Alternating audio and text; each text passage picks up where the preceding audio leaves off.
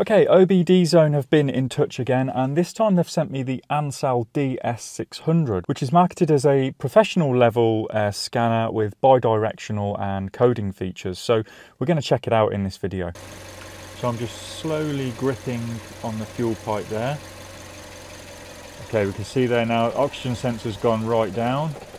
There's a link to buy the tool in the description, so make sure you go and check that out. There's also a discount code, and if you mention Mechanic Mindset in your shipping notes, they will give you free expedited delivery. And make sure you check out the OBD Zone YouTube channel for more OBD scan tool reviews. So this is the DS600. Now when you buy this tool, it comes in a blow molded plastic case with lots of accessories, so lots of different connectors for all the different kind of OBD ports that you might come across.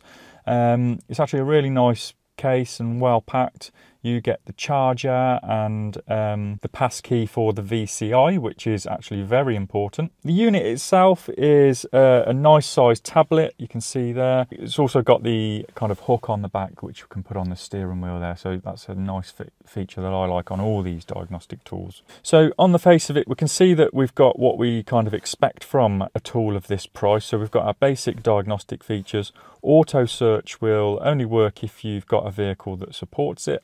And we've got quick check printing there, and some other things like TPMS and module. Now, like the Think tool, this has got the little cover on the back there which we can remove and actually connect up some other tools like thermal imagers, printers, TPMS module, and even an oscilloscope. So I did plug it into the BMW first, and I was actually quite pleasantly surprised to see that it had the premium level software that we had on the Think tool Mini. So let's take a quick look at that. So if we go into special functions, we get that list of basically factory level tests that we saw on that Think tool Mini video I did before. So actually all of the scan tools that I've had so far, the support for this little Suzuki, this 2011 Suzuki Swift, has been quite underwhelming. So it was really good to see that this tool stepped up to the mark a bit. So what I'm going to show you in particular is this feature that I came across that I've only ever seen on a high level auto unit. So it's actually about the air fuel ratio and checking the long-term and short-term fuel trims. So I suppose we're going to have a quick look at the tool, but we're also going to have a bit of a lesson on checking those fuel trims and what the feature on this tool can do for you. So I'm going to go to manually select because I've already tested it and the auto select doesn't work for this car. It is quite a old vehicle now, so I'm just going to go into engine control module here. This is an automatic transmission, and we've got the usual kind of bits of information in there: read fault code, data stream, special function, and actuator test. So first of all, we're going to go into the data stream and check out this fuel trim information. So what we're going to take a look at first is the oxygen sensor bank 1 sensor 1, and just make sure we're all aware of what we're looking at here. So what we've got currently is the voltage from that sensor, and you've got to remember that these older type oxygen sensors are more like oxygen switches. Okay, they don't sense exactly how much oxygen is in the exhaust. They can just tell us whether it's rich or lean. So if we go to the graph, we should be able to see that. You can see there that it's basically going rich, lean, rich, lean, rich, lean, and that's the engine management system trying to keep that engine running as close to lambda 1 as possible. So we can see that the graph feature is actually quite nice on this tool. We can actually, pinch to zoom in and zoom back out again. So that's always a nice thing to be able to do. Okay, so let's take a look at the next bit of data that goes with this. And what we're looking for now is the short-term fuel trim. So the short-term fuel trim should actually pretty much match what we're seeing on the oxygen sensor. So we can see there that we've got the short-term fuel trim on this side now, and that's going up and down, okay, in line with the oxygen sensor bank 1. And if we combine these graphs, and spread it out a bit. Okay, so now we can really see what's going on. We've zoomed in. The orange line then is the oxygen sensor, and when it goes up, so the higher voltage, that means that it's running rich. So what happens then is the blue line goes opposite the fuel trim, so it's actually going to take fuel away to kind of lean it out. And then the opposite happens then when the oxygen sensor goes lean, the fuel trim is going to go rich to again balance that out. So what we've also got in this system is then long-term fuel trim. Okay, so with the long-term fuel trim, we shouldn't really be seeing much happening to that while the engine's running. And I'm not going to graph that because you can see there that it's stuck at 0%. And that's good. That means that for the bigger picture, the engine control unit isn't trying to compensate for any long-term fuel system faults. Okay, so before we go meddling around under the bonnet and having a look at what these values do, we're going to take a quick look at the relationship between the long-term and short-term fuel trim. What we'll then do is get under the bonnet, make it run rich, make it run lean, see what happens, and then I'm going to show you this awesome little feature of this tool which will help you diagnose those hard to find fuel mixture problems. Okay, so fuel trim can be thought as working on a scale, and at the midpoint we've got 0%. When the vehicle's operating, it's either going to be adding fuel or taking it away, depending on whether it's rich or lean. So if it's running rich, it's going to take some fuel away. If it's running lean, it's going to add some fuel. So what we saw when the engine was running there, when we were looking at the oxygen sensor values, was it's going rich, lean, all in relation to that 0 point. Now that's the short-term fuel trim. Now to help us explain the long-term, I'm just going to take that off there and we'll draw another line on there for long-term fuel trim. Now, as long as everything's working all right, the long-term fuel trim we saw on this car was 0%, and that 0% will align with the short-term 0%.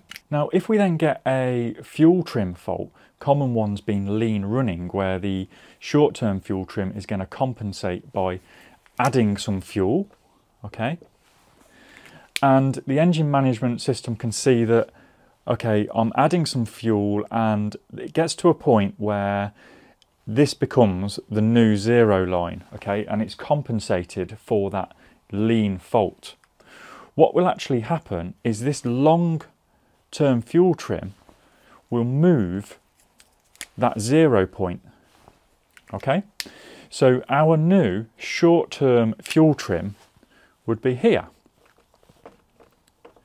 So that would be the short-term, the new short-term 0 point. However, the long-term fuel trim would show a new value. Maybe it would be like 8%, for example, okay, to show that in the long term, the engine control unit is adding 8% more fuel to compensate for some sort of fault that's on the system. Now, the problem comes where you can't find this fault because the long-term fuel trim is compensating for it. So let's take a look at what we can do on the car with this tool. Okay, so for part of this test, all we're going to do is manipulate the fueling of the engine. So this is the fuel pipe coming in, so we can squeeze that then to make it kind of run lean. So just to the point before it cuts out. And what we can also do to make it run rich is just kind of choke it out kind of with a rag, and that's all I'm going to be doing there to compensate for those different fault states. Okay, so we're going to look at this in the graph mode and combine them all together. Okay, so we've expanded that page a bit there. We can see that the oxygen sensor is in purple, going rich, lean, rich, lean. We can see the short-term fuel trim is in blue, counteracting that rich, lean, and short-term fuel trim might be a bit difficult to see, but you can just see that orange line running along down below there. So what we're going to do first is just starve the fuel and see what happens. So I'm just slowly gripping on the fuel pipe there. Okay, we can see there now oxygen sensor's gone right down, and then you saw that fuel trim just creeping up, and we can see actually the long-term fuel trim starting to try and kick in to actually move that short-term fuel trim to keep the engine running as it should be. Okay, so I've let it off now. Let's just let it sort itself out and start running normal again. It's just trying to find that balance. Still running rich because it's trying to add that fuel and get the oxygen sensor working again. There we are, and now the short-term fuel trim will start to do its thing. Now the long-term fuel trim, you can see it keeps dropping back down to 0 because, you know, everything is kind of running as it should be. So I've just turned the engine off and on again there, and we can see now that we've reset that long-term fuel trim to 0%. Let's just get the engine running back to normal again and having those fuel trims going up and down. I think the scales just changed a bit there, which is why it looked a bit smaller. You can see there it's come back again. So what I'm going to do this time is actually just cover up the air intake with a bit of a damp rag, and let's see what effect that has.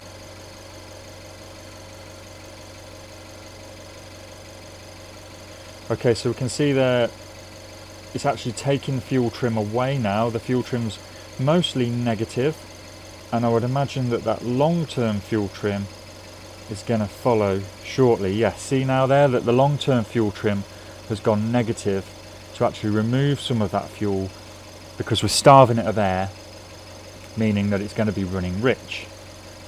So I'm going to leave that rag in there, okay, that's stuffed in there. We can see there that the long-term fuel trim is, you know, still negative, and it's actually getting that engine running normally there, okay. So now on to this feature that we've got.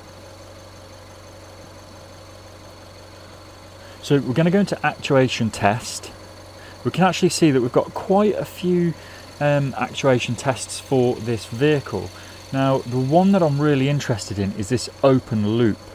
Okay, so basically what we can actually do is turn off that long-term fuel trim to get a real look at how the engine's operating. So we're going to then go to Start and then check out some data, and we can actually go back to those fuel trim datas that we looked at, and we can see now that, look, the short-term fuel trim and long-term fuel trim are 0, and we're actually looking at the engine as it should be running. So it's a really good way to just strip away any fuel trims that could be fooling us into thinking that the engine's running okay.